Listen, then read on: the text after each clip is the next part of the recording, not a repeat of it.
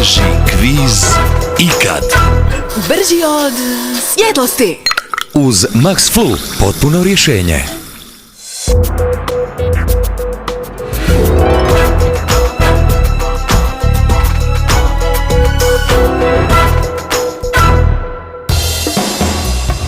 Prstenova i Dino Deso.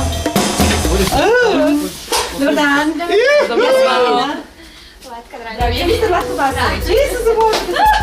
Imamo 10.000 kuna tamo kod mene u torbi i imamo 30 sekundi, imamo 5 pitanja i frku koja se zove kazna.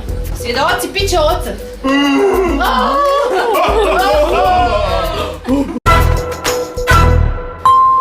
Prvo pitanje.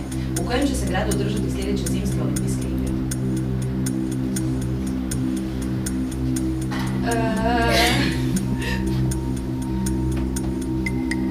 Nemam pojma.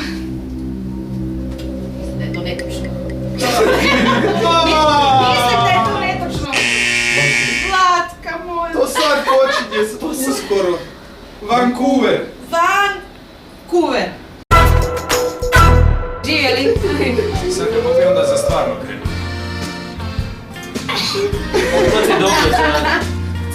Jel fin? Odličan je. Dajte joj vode, ženi je slabo, dajte joj vode.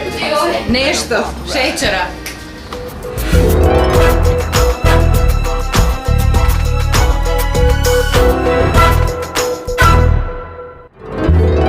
Najteži kviz ikad.